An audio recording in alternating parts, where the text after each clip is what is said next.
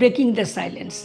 ছেলেদের প্রতি যে যৌন শোষণ, নিপীড়ন, নির্যাতন হয় সেই বিষয়টাকে সামনে এনে জনগণকে, আমাদের সামাজিক দায়বদ্ধ যে সমস্ত ব্যক্তিবর্গ আছেন এবং যে সুশীল সমাজের প্রতিনিধিবৃন্দ, তাদেরকে আমরা অবহিত করতে চাই যে মেয়ে শিশু যেমন নির্যাতনের শিকার হয়, ঠিক সেইভাবে ছেলে শিশুরাও নির্যাতনের শিকার হয়।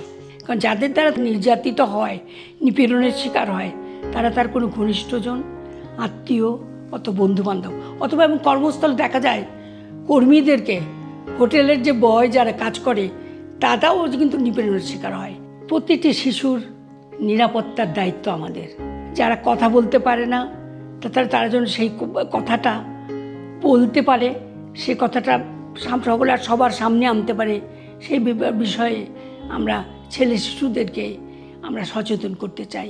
তো আমরা চাই আপনার সমাজের যে বাধা বিপত্তি আছে সেগুলো ভেঙে আপনারা বেরিয়ে আসুন এবং আমরা ছেলে শিশুর যৌন নির্যাতনের বিরুদ্ধে সবাই সম্মিলিতভাবে কথা বলি।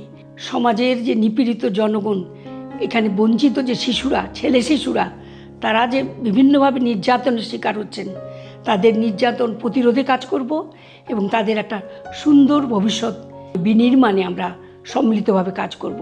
তাদের জন্য একটা সুস্থ ভবিষ্যৎ দেয়া আমাদের সবার নৈতিক দায়িত্ব।